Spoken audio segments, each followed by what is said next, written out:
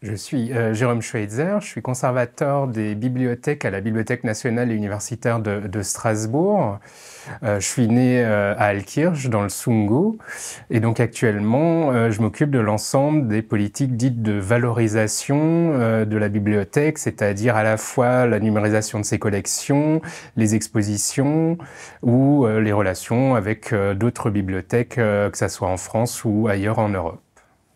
En nombre de volumes, on avoisine les 3,5 millions de documents, ce qui fait que c'est l'une des plus grandes bibliothèques de France, qui a donc une histoire tout à fait particulière qui est justement liée à celle de l'Alsace, puisqu'elle est née d'une destruction en 1870 des bibliothèques de Strasbourg lors du siège de la ville par les Allemands, et donc d'une volonté politique allemande de reconstruire une grande bibliothèque ici à Strasbourg, avec des collections qui restent encore aujourd'hui très prestigieuses en matière de papyrologie, d'études du Proche et du Moyen-Orient antique, des fonds de référence sur l'étude de l'ère culturelle germanique, la religion ou les questions européennes par exemple.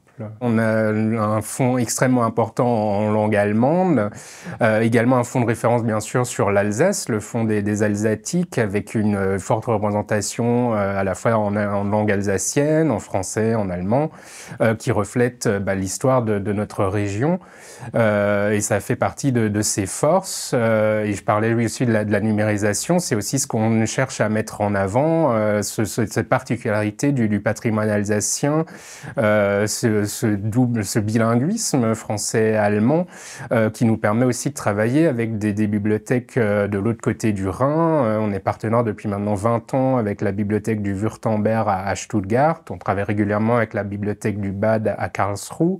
Et c'est vraiment une particularité de cet établissement. On n'a pas d'exemplaire de la Bible de Gutenberg.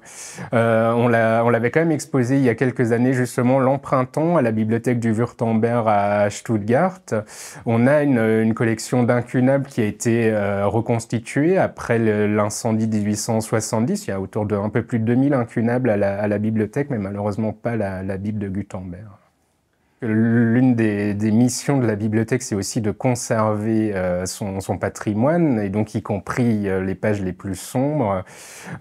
Justement, j'ai été commissaire d'une exposition qui a fermé à la mi-janvier sur donc l'Alsace face au nazisme, où on a voulu évoquer cette histoire, puisqu'en effet, pendant l'annexion, la bibliothèque est devenue l'Universität und Landesbibliothek zu Strasbourg, avec effectivement une politique qui a consisté pour les nazis à retirer une partie des ouvrages qu'ils considéraient comme indésirables des rayonnages, à développer une politique orientée selon leur idéologie, avec effectivement la présence de ces tampons, de surcroît la bibliothèque a servi aussi de lieu de stockage des livres au moment de la dénazification, donc après la libération. Et donc il y a pas mal de livres qui sont arrivés à ce moment-là, des livres donc qui transmettent l'idéologie, qui étaient censés transmettre l'idéologie nazie, donc des ouvrages sur le parti nazi, sur son organisation, son idéologie, toute une documentation qui permet aujourd'hui des historiens de disposer de ces sources pour étudier directement ce que c'est le nazisme, d'où viennent ses racines idéologiques, mais aussi, comme on l'a vu dans cette exposition face au nazisme, pour montrer au grand public concrètement comment était diffusé ce discours, qu'est-ce que ça impliquait, et en particulier qu'est-ce que ça impliquait pour l'Alsace par rapport à son histoire particulière avec l'Allemagne, les revendications nationalistes allemandes sur la région, cette volonté de convaincre les Alsaciens qu'ils étaient non seulement des Allemands, mais qu'ils étaient aussi destinés à être des nationaux socialistes. Donc tout ça, on va le retrouver dans ce type de livre. Ce qu'on sait, c'est que donc l'idéologie a été imposée à l'Alsace et à la Moselle, puisque c'est vraiment ce qu'on appelle la Gleichschaltung, donc le processus qui s'est imposé à l'Allemagne et à l'Autriche dans les années 30, c'est-à-dire que c'est l'ensemble de l'idéologie nazie s'est imposé à la population, avec la particularité en Alsace qu'on a vraiment voulu que la population adhère de force à l'idéologie. Donc bien sûr, il y a donc une part de contrainte très importante sur la population à ce moment-là. Sans doute une minorité qui a pu rejoindre le parti nazi en pensant sincèrement que leur idéologie pouvait être positive. Mais on n'a pas de chiffres vraiment précis. On sait que c'est plutôt une minorité qui a soutenu véritablement le régime nazi dans la région, que la majorité de la population a plutôt pris ses distances.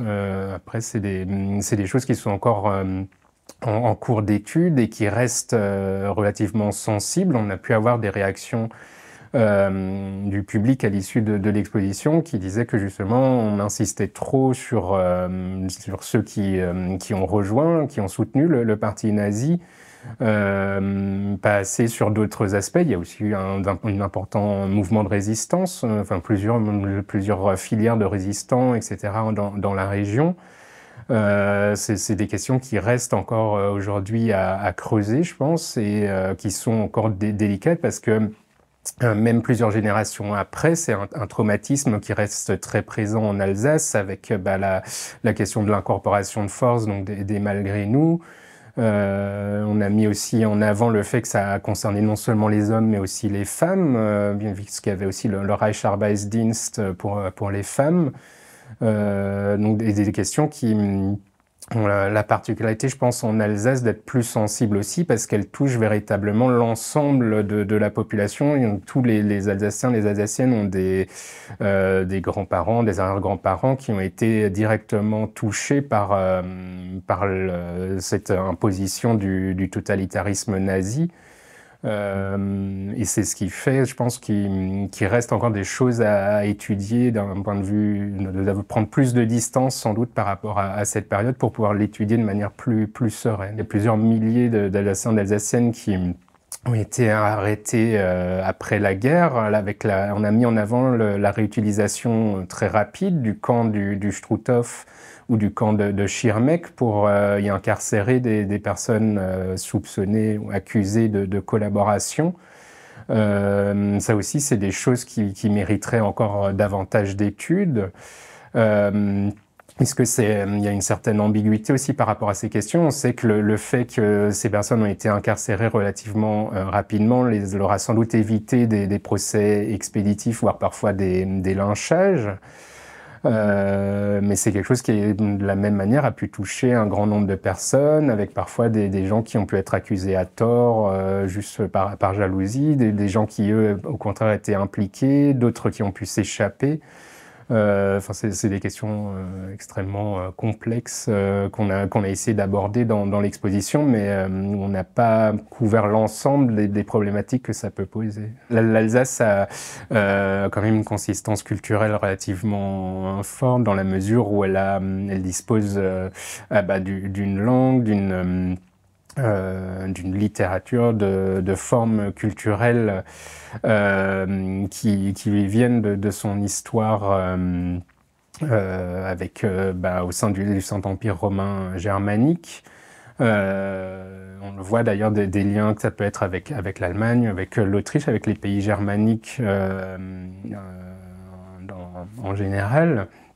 Et donc je pense qu'elle a quand même cette particularité par rapport à d'autres régions, cette identité aussi qui s'appuie sur des échanges de part et d'autre du Rhin, que ce soit avec la Suisse, avec l'Allemagne, qui font sa particularité, son histoire, sa culture, qui sont donc différentes de ce qu'on peut trouver dans d'autres régions, que ce soit en France ou même en Europe.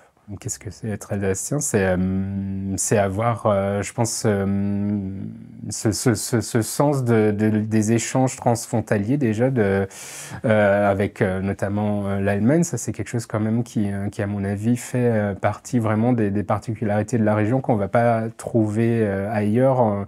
J'ai fait des études à Paris et quand on discute avec des étudiants d'ailleurs en France, on se rend compte qu'en Alsace, on a quand même ce sens de l'Europe qui est plus concret, puisque tout simplement, puisqu'on est vraiment à proximité, il y a ces échanges qui sont réguliers, et d'un point de vue culturel, cette présence qui reste quand même d'une part de la culture d'origine germanique. On va trouver, il y a quand même cette part de folklore, on va trouver avec le carnaval en cette période, il y a quand même la manière dont on célèbre certaines fêtes, que ça soit Noël, Pâques, qui ont d'une importance sans doute plus particulière qu'ailleurs en France.